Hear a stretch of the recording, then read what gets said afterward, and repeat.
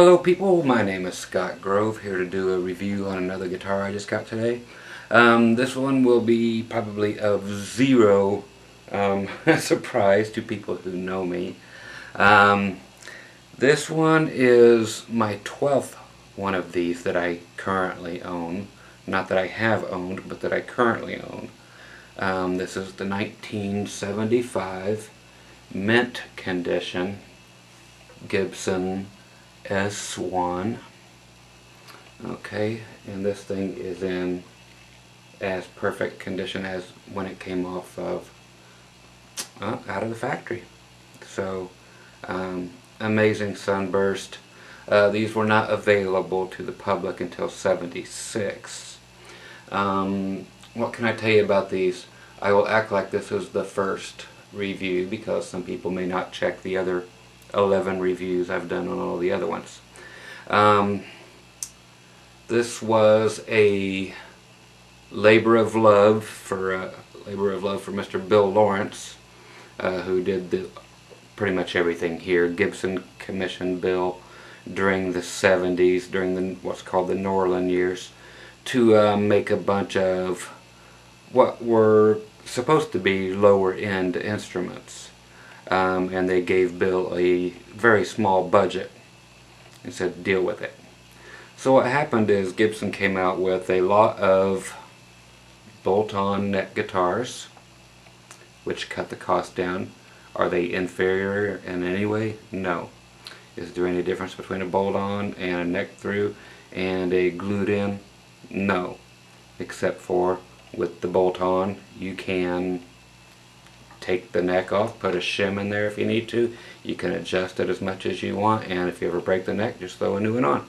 I prefer bolt-ons, needless to say, because fixing other ones is a major pain. What if you break the headstock off, which is what happens to most Gibsons if you do knock them over because of the tilt back headstock design. It's not a brilliant design, but they're not going to change it. Fender got that right. Also, you can do now with the compensated tuner pegs, you can, with the Fender guitars, you don't even need the string trees anymore. It eliminates that. So this here's basically the whole tilt back head design was to try to put more pressure right here on the nut in order for the strings to just sit there and to get a good contact with the nut, so there were no need for string trees. But it eliminates all the over the nut bending thing that became popular and is still popular today. A lot of people like to do the over the nut bending. You cannot do that on these type guitars. But anyway, superb guitar, and maple neck, maple fingerboard, maple everything actually. These in 1975, interesting story. You'll see by the serial number, which is stamped in. They were not stamped in 1976 or 1977. They had a decal back there, an oval decal. The early 76 ones started, with an oval decal, and started with the number 00. Later on in the year they went to 99. Then in 77 they went with another number, but then finally 78 they finally went to the current code that you can break down, where it would be the first number would be 7, and then the fifth number over would be 8. So the first and the fifth would give you what year the guitar was produced in, which is still what they're using today. But this one here actually, since it's not that way, before Gibson got their numbering system that they used in '78, this one actually dates, and all of these and the Marauders and everything else that were like this one dates, I haven't checked this particular number, but I have like 5 or 6 more 75s, and they all date from the serial number to 1968 and 1967. So they're completely screwed up, as are most serial number things with Gibson, and most serial numbers with Fender are messed up. Most people just screw them up and they don't care, and they don't keep track of them. Okay, let's get down here. We can check out the guitar. I'll do it, like I said, just as if it were a brand new thing for everybody. The nitrocellulose finish over top of the sunburst, that wears off really easy. A lot of these I have are just down to the bare wood, because this stuff just falls off if you actually play it. You know, it'll rub off on your shirt, it'll rub off on your arm. It does not take long. If you're playing 6 nights a week, 1 year, and your finish is gone. Okay, it's just the way it is. It's the nature of the beast. Polyurethane finishes on Fenders and other guitars, they will not do that, but the nitrocellulose finishes will. Some people love these finishes because they have this fake thing in their head that makes them think that the wood will somehow breathe through there, but sorry to tell you, kids, the wood here is dead. It does not need to breathe. There is no tone, no tonal thing with any kind of finish between this and the poly. There's no difference in tone. There's nothing about it other than this looks vintage if you want it to with the nitro. A lot of people like things to look vintage within a matter of a year or less. So it's there for basically that reason. Okay, the pickups with Bill Lawrence. He went and designed these. You can see right through the epoxy covered blade style pickups. These are the kind of pickups that make the most sense in the world. You get with any other pickups that have the pull pieces, and they are not picking up strings when you go to bend them, and they're trying to get between that screw and that screw and that screw. Then all of a sudden it's right between, and there's nothing for it to pick up. So this blade across here makes things just wonderful. Everything is even all the way across when you're bending a string. So Bill designed these pickups, and again you can see the windings encased here in the resin here, the poly resin. The epoxy is the word they like to use. 1978, in July of 78, they started covering those with a black plastic, but they were still the same pickups. These pickups were also used in the Gibson G3, the Grabber G3 bass guitars. They did not change pickups, they just used the pickups from these guitars. Okay, this does not have the 2-nomadic bridge, even though Gibson will say that's what it has. It's not what it is. It's a much better bridge. This has become popularly known as a harmonica bridge. Okay, you can find a lot of fakes or reproductions on eBay for these now, but they are not sharp as the 2-nomadic ones. There's a lot more surface here, so a lot less string breakage across here. Okay, the pickups that Bill put in here are amazing. So he ended up making guitars, all of his guitars basically ended up sounding more like Fender guitars than they did Gibson guitars, which is why they didn't do well back then. But right now these are making, these and the Marauders, Corvus even, all these guitars from the Norland years that Bill did are becoming very highly collectible finally. They're tough finds, but they're great, super great axes. I will have to unstrap again here to show you, again if you didn't see before, the tuners, the Gibson Deluxe tuners.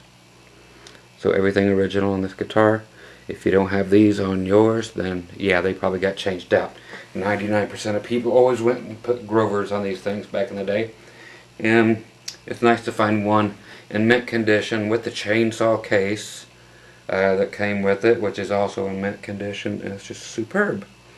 And you'll always find the great, you can see the, right about there you can see the smoky knobs. You know, they have not been replaced, the speed knobs. So those are originals, which was very nice to see also. Right here, the output jack. People call that an input jack, but no, it's an output jack. Your sound comes out of your guitar into your amp. So that's an output jack for anybody who keeps getting it wrong. Or if you go into a chain of pedals, it goes out here, goes to the input on your effects. So think it through, kids. But a lot of times this could break because they mount it in the plastic A lot of times these pick guards, for I don't know what reason, you know, the tips are usually broke off like right here. I can't imagine how people destroy their guitars like that. And they actually break them right here too. So this is very cool. The pickups are all single coils, but they are in hum canceling mode. I will show you this. I always buy the original spec sheets for all my guitars. I don't get reproductions or anything because I like to include these for later when I do go to sell my collection, and I include these. I don't copy them. I buy one that is not a copy, but the original ones for each guitar. And here's the one for this one, so it tells the way everything is wired, and I will fill you in on this. In 1978, the latter part of 70, I'm sorry, yes, it was 1978, the latter part of 78, they did change the wiring a little bit to incorporate the fact that you cannot, with these old ones, get just the neck pickup on. Okay, on this guitar you cannot get the middle pickup on by itself either, and you cannot do the bridge and the neck together at the same time. You can at one point, but you have to have all three pickups on.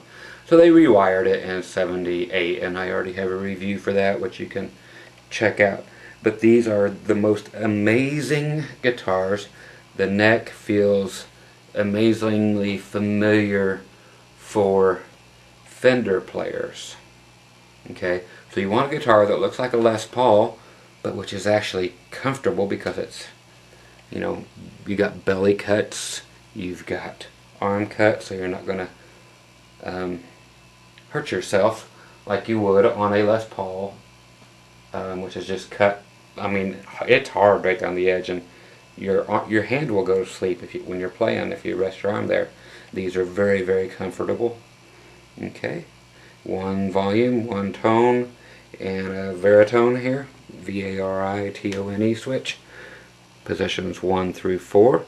Position 1, I know I talk about my guitars before I play them.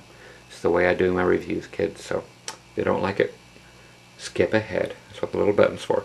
Position 1 gives you the neck and the middle pickup together in hum canceling mode, so there's no hum. Quieter than any noiseless pickup you'll hear today. Bill Lawrence made the greatest hum canceling instruments ever. None of them make any noise, none of his guitars. So he put all that money into the pickups and the wiring that he saved by doing the bolt-on neck type of thing. Okay, so that's the rest of that story. It's definitely not the end of the story, but Bill Lawrence is, always will be an amazing innovator in this whole thing. Position 2 gives you the bridge and the middle pickup in hum canceling, so it's that typical Strat sound. So you have this Strat sound and then this Strat sound, the two in between ones that everybody was looking for, and he did it before Fender did. Fender did it in 76. Bill started this way back in 74 actually, with some of the other instruments, but and then in 75 these, and then Fender copied this idea by putting in a 5-way switch finally on their Stratocasters in later 76. Position 3 is what's called the buck and a half. All 3 pickups, dead quiet. Okay, so you can get all 3 pickups, which Fender had never done and only did a couple times since. Okay, the next 2 are kind of strange. Position 4 is back up here to your neck and middle pickup, but out of phase. Almost a completely useless sound for me. Other people, whatever, it works for you, play it. Okay, now the switch here is a 2-way switch. You have down, which shuts this off, shuts off the Veritone switch. So no matter what you have it on, it does nothing when you have that switch down. That switch takes you strictly to the bridge pickup, all by itself. Okay, And you can do whatever you want with this. It will not make a difference while that's down. Then when it's back up, it does not go up anymore like, you know, any other switch. It's a two-way switch, not a three-way. So it's to turn on the bridge pickup only, and then back up selects whatever you have on the Veritone. Okay, so let's check out the sounds for it. 15 minutes into the video. That's the way I do it. Don't tell me to do it any other way, because this is the way I do it every time. So there is one of the most beautiful S-1s that you'll ever get to see. It's got the Flying V headstock, and they always used the really light colored abalone inlays. They used the big frets, very nice, over the Fender skinny frets. So the best of everything. You had the cool Gibson stuff, but you had the Fender sounds. Fender people didn't buy them, and Gibson people didn't buy them. Why? But they're, because of just the way people are. They don't like things. They want a Gibson to sound like a Gibson and a Fender to sound like a Fender, but they skipped over these great guitars, and now they are highly collectible, highly sought after. I've got 12 so far, and I'll keep buying more. People are asking me, why do you have so many of the same guitar? Well, they're not the same. They're all somehow slightly different, but my best way to describe it is, how many girlfriends have you had? It's like, why do you want more than one woman? It's kind of fun. You know, I was on the road for 20-some years. I went through, I will say, and I'll leave it that way, as kindly as I can say, a few hundred women during that phase. Now I'm doing it with guitars. Go to Jimmy Page. How many Les Pauls does he have? Why? Go to anybody. Why do they have a gazillion guitars? My main saying for that is, because I can. Okay? You find something you like, you get a bunch of them, and each of them are somehow slightly different. And that's cool. I've got the room for it, I got the money for it, so I get what I want. Okay? Some people collect, like Jay Leno collects cars.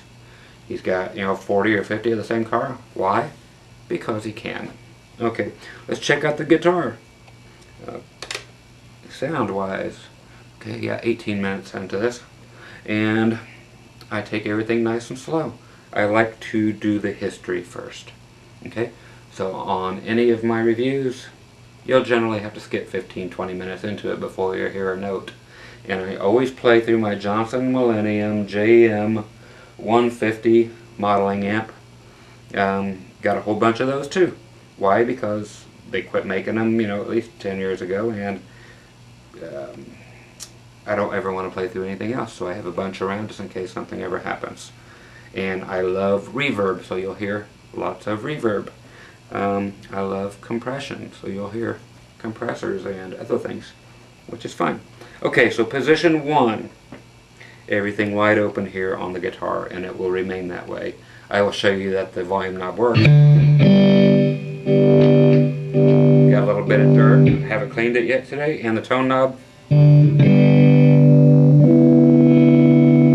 does exactly what it's supposed to do. Okay, so position 1 again is the neck in the middle pickup, so it's going to sound pretty much like a Strat in the 4 position.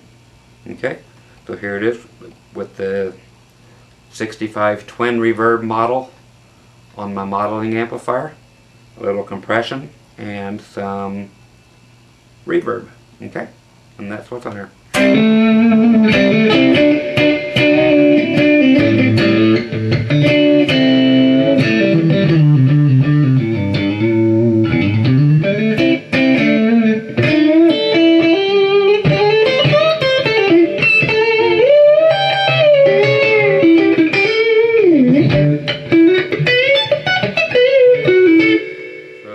To do the country thing with this thing, amazing country guitar. If you're wondering whether to get a Strat or a Tele, don't get this. It's just it's a cooler guitar, and I can't tell you how cool this thing is. These are easily one of my favorite guitars, period. to have ever been produced. They're just, the cool factor is just amazing, and the quality is amazing. And Bill's pickups, the circuitry, everything about it is amazing. I've got the natural tube overdrive. The amp does have two 12AX7s in the preamp section, so you can hear a little bit of that gain in there. If I was to do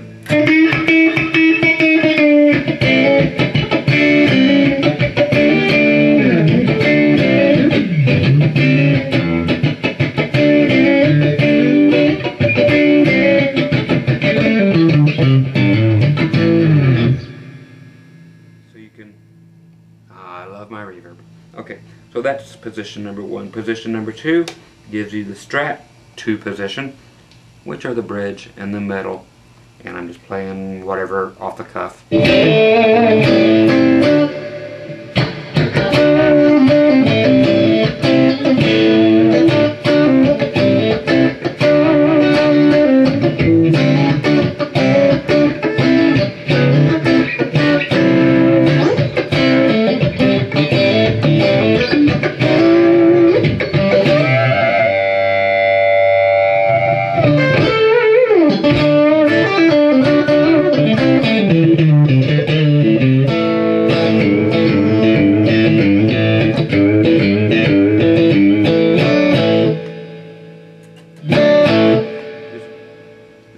Love it.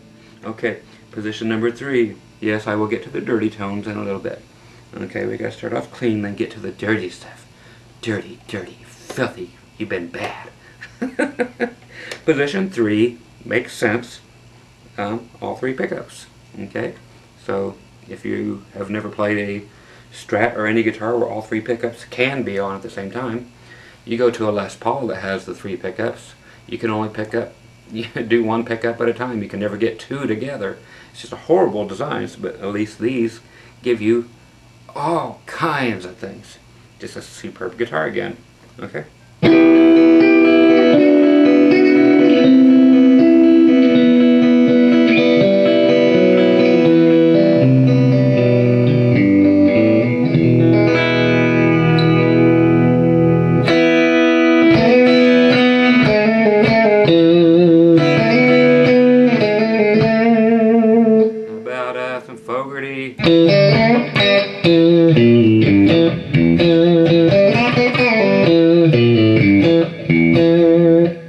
But this is just nice and rounded. I mean, just every pickup on, so you're covering all the frequencies through here. And again, with the blade pickups, no matter what you bend them to, you're not getting away from the magnetic center. Everything is picked up straight across the board. So these were a fabulous design. Let's see. Oh, I'm still in Credence mode for some reason.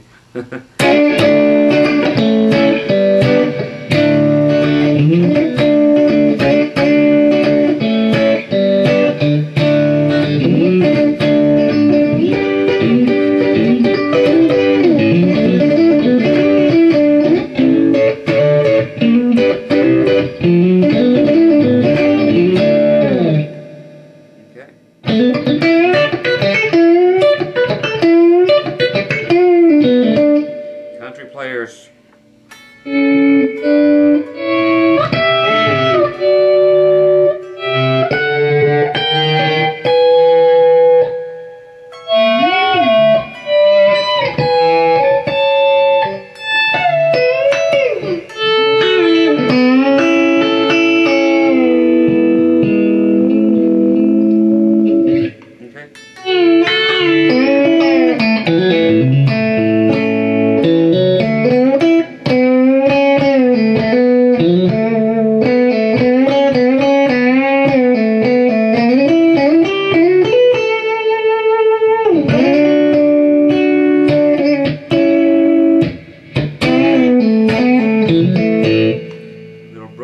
Neon Moon solo there for the country players. Okay, now we're going to position 4, which is again the neck in the middle position, and these are out of phase. Very strange and funky and 70s. very bright, brittle. I'm not sure what you would use it for, but maybe backing off the tone, you know, comes to mind right away. If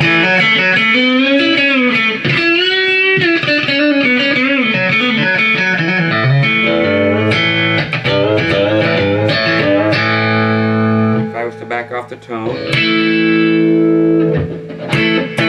now you can control that a little bit. Again, it was just part of the original wiring. That position became obsolete in '78, and then when you went to that 4 position, it just went to the neck pickup. A lot of people just wanted that sound, you know, so you could get that sound, which was a good idea.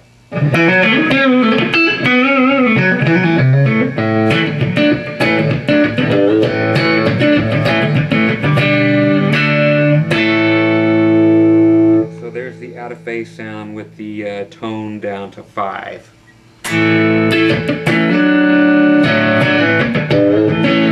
Tone back up to 10. Okay, now with the same setting, before we go to other sounds, this switch right here, the 2-way switch that takes you directly to your bridge pickup by itself.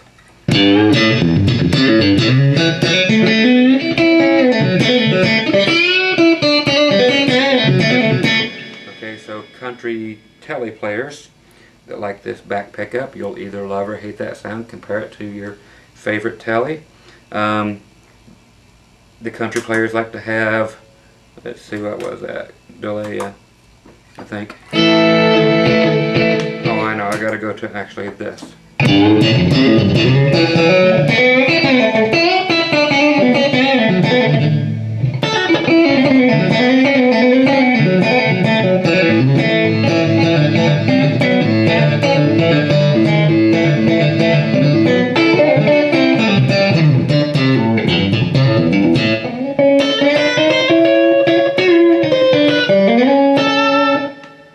Another good sound for that is once you come back off here and go to that weird out of phase position, take it down to about 7 on the tone.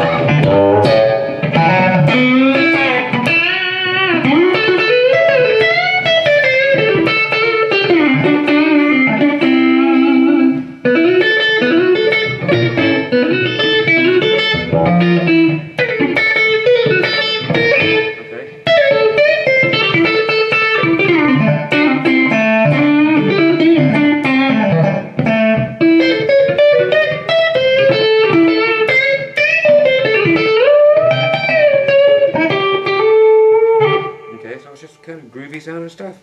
Okay, so I'm going back to position 2, which is going to give me my position, you know, 2 position from my Strat. So the bridge and the middle. And we will go to, let's go to this. This is a Soldano amplifier model with some delay, and it just sounds great. I call this my boner tone, just because it gives me that wood. When I hear this tone, it's amazing. I'm actually going to go to the 1 position, which gives me these 2. Actually, that's where I'm going to go, because it sounds great on the neck position, but I can't get the neck position until I grab my 1978. But so it's the neck and the middle with this. Go to E minor. See.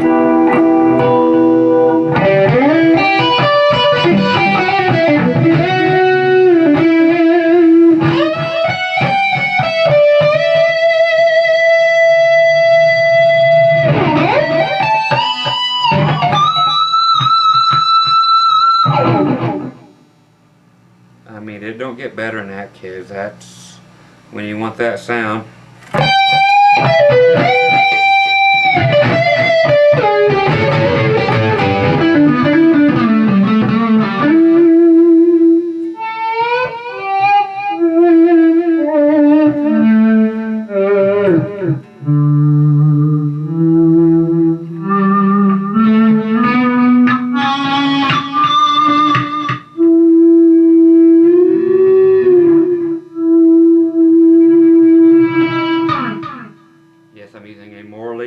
PVO volume pedal.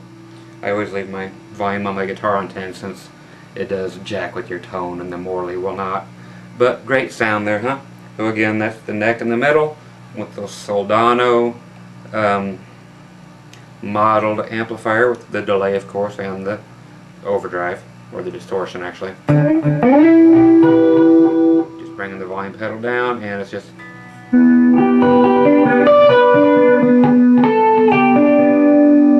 okay, so pretty cool there. Then just goose the volume pedal.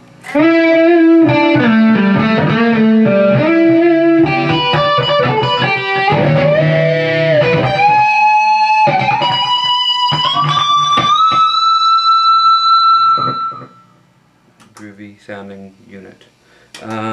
If I was to go to the 2 position, like I was going to do with the bridge in the middle, it's great for the Stratty sound again, but here we are with some chorus.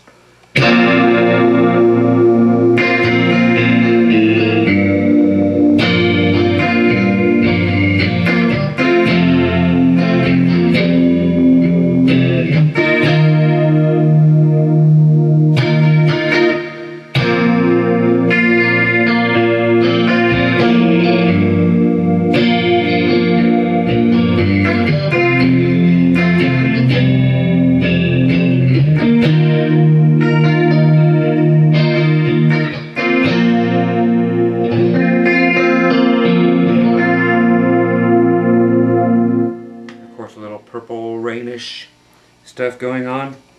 Let me go through a couple other sounds here. Let's go to just a straight distortion sound. On that same pickup setting, I'm going to do these 2, the bridge and the middle. Okay, this is just straight distortion. I might have some chorus. Let's see.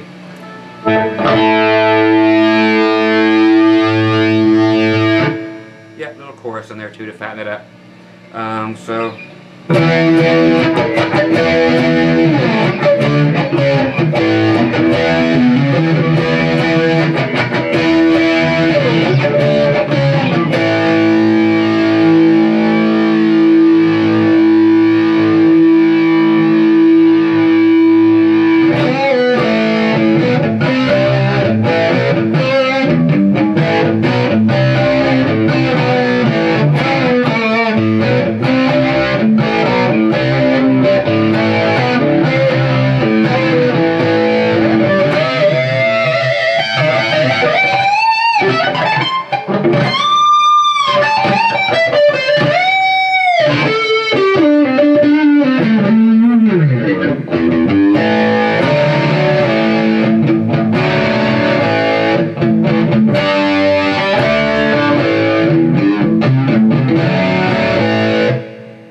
if you want to take it just to the bridge pickup, push the switch down.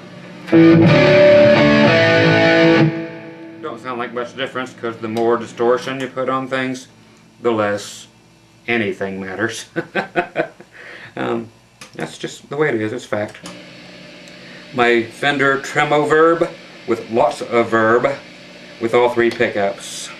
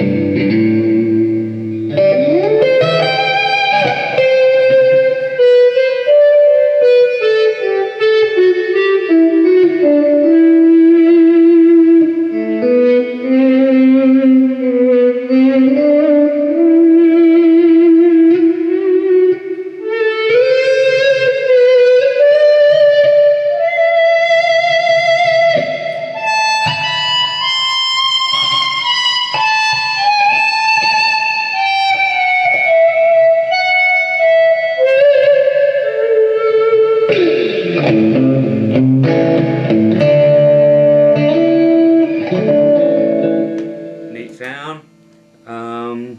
This is really crazy here. I'm staying with all 3 pickups, why not? Okay,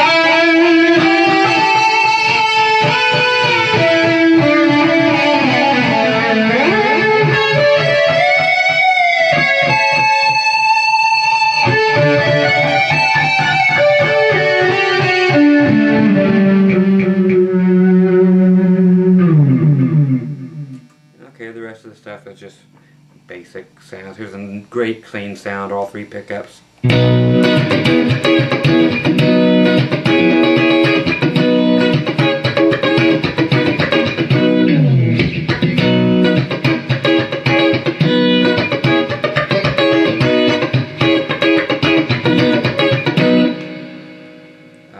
Superb. What else? Just more of the same. Let's get back to these two pickups. So your basic overdrive with just a little bit more over than drive. There's plenty over.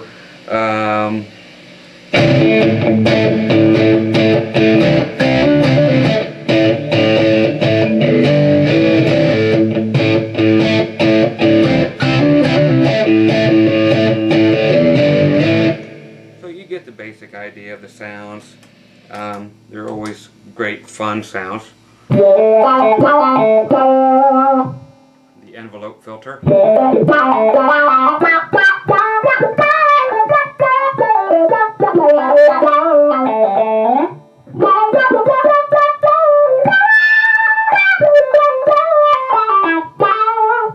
Okay, so that's not a wah-wah pedal, that's just an envelope filter.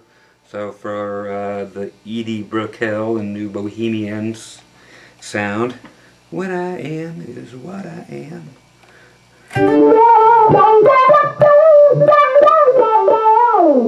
Some people call it a T-wah or a touch-wah. Here's the same thing with distortion added to it, and an octave below added to it, and another octave below added to it, and an octave above added to it. All together with that exact same patch, but with distortion on it too, and 3 more octaves added to it. 1 more above, 2 more below.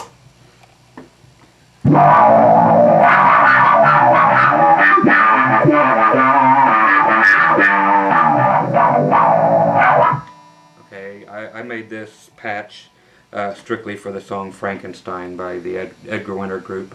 So you could go straight from, you know, and you know, they just go right.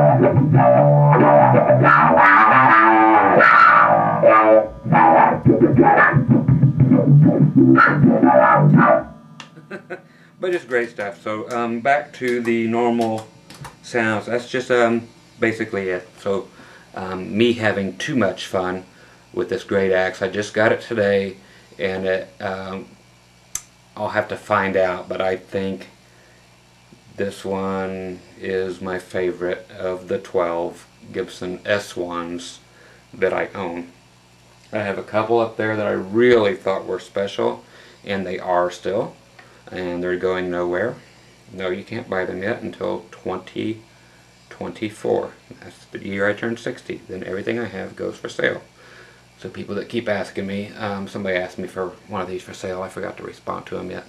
If I would sell one, I don't know. I got a couple beat the heck ones I might do, but they're still too cool, and I'm just enjoying having everything around. But the Sunburst is amazing. What can I tell you about it other than what you see? You either love it or you don't. It just depends on your mentality, if you're open to things, because as you can tell, Bill Lawrence did a superb job on it.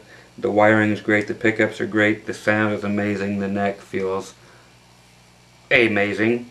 And again, the bolt-on for fans of bolt-ons like me who like to be able to adjust things when time comes.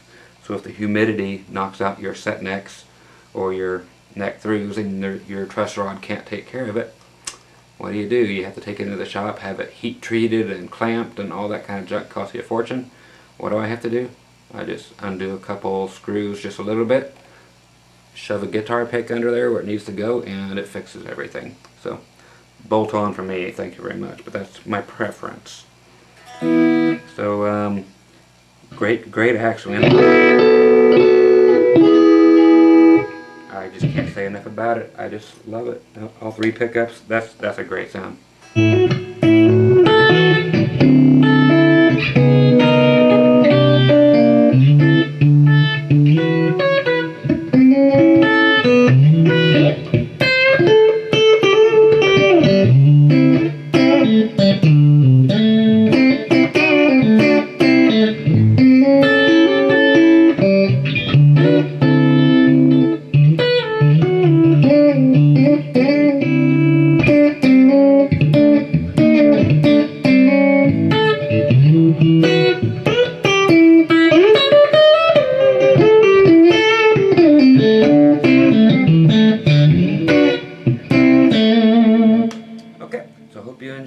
Once again, you can just click the link below here to check out any of my guitars.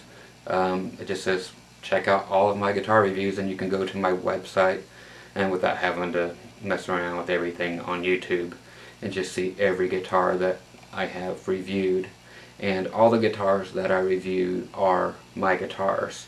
So for those asking me, will you do the Squire Classic Vibe things? Like, no, I won't own it. It's just something I wouldn't buy. Or would you get this Vox thing? Play, do a review. This is not a music store. This is just my house. Okay, so yeah, I would do them if I had them, but they're that and Rickenbackers and hollow body guitars, 335s, and it's just not my thing. So sorry. It's just if I have the guitars, I do the reviews, but I can't review something that I'm just not going to buy. Those kind of things are just not my kind of thing. So, but I'm always happy to just share with you what I have, and it's also a good way to have a very good record for in case somebody steals all this stuff. I have tons of footage of it. So again, I am more about the history of the guitar than anything, but then again, I collect guitars that I would actually play somewhere. Okay, I don't collect them just because they're what they're supposed to be. It's like you don't see, like I said, you don't see an ES-335 here or any hollow body of any kind other than a straight acoustic, because I just don't dig them. Just because I can have them doesn't mean I want them in any way, shape, or form. I just have no desire for them, so I will not be getting such things. But the Gibson S-1, like I said, number 12 of this one that I currently own. And will I get more? Yeah.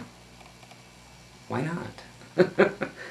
If you love something, it's just your personal thing. People think other people, and a few people think I'm crazy for having so many of the same guitar. That's fine, but hey, I'm perfectly happy with what I surround myself with that makes me happy.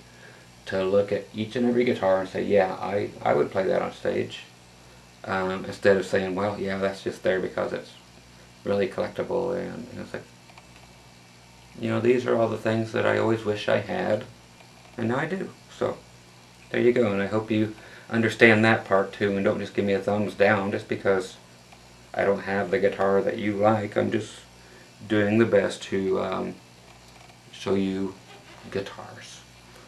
Everybody does it, and I try to do my part, and like I say, I try to give you the 100% facts about what before I ever turn on a camera and guess how it's put together. So I have a new keeper. I will keep a few guitars after I sell everything, and this may be the one and only S-1 that I will keep. We'll see if a better one comes along.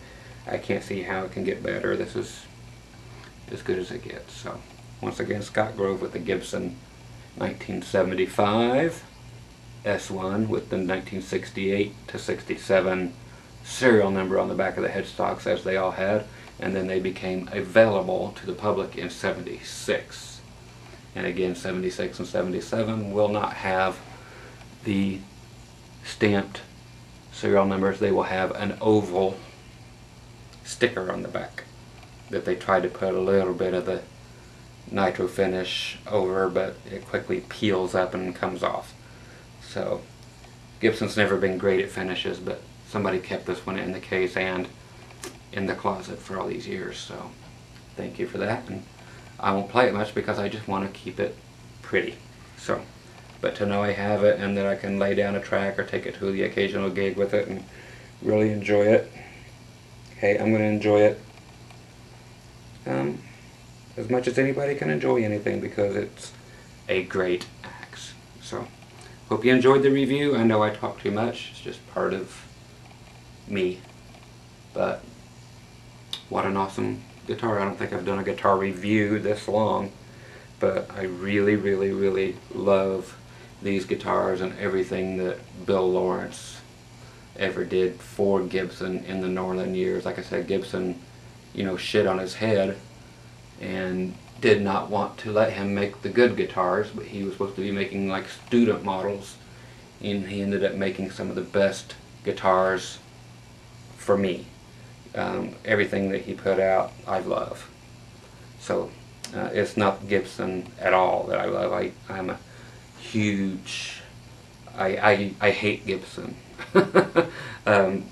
Everything about him, but everything that Bill Lawrence did, I'm a fan of. So that's why I collect the particular models that I collect, because I am a fan of Bill Lawrence and what he did. So he did an amazing job with the budget he was given, and it didn't matter if these came out and were $4,000 each, and that's what they cost today. If that was the case, I would still pay the money for them, because this is a better guitar than the $4,000 guitars that I have. Plain and simple, it just ends up being a better guitar. So, superb. And I'm done yakking. Hope you enjoyed it, and I'm gonna go have some beef jerky. Okay, take care, kids, and consider one of these if you are in any way enticed by what you've heard, seen, anything. Get them while you can, because the prices have, even in the crazy economy we're in, this is being shot on the 12th, I think. Oh, I'm sorry, the 19th, maybe, of September of 2012. The prices have almost doubled on these in the past year. Okay, the eBay prices. That's where I got this, eBay again, on a buy it now or best offer, and I gave, what I give him, $975,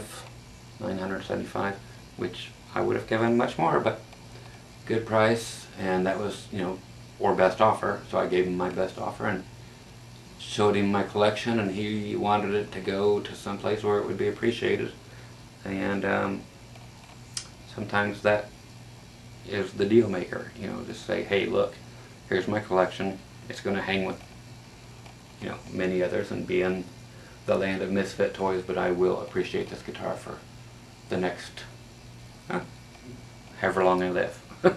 I told you I was going to shut up, but okay, it's beef jerky time. Take care, kids. Bye.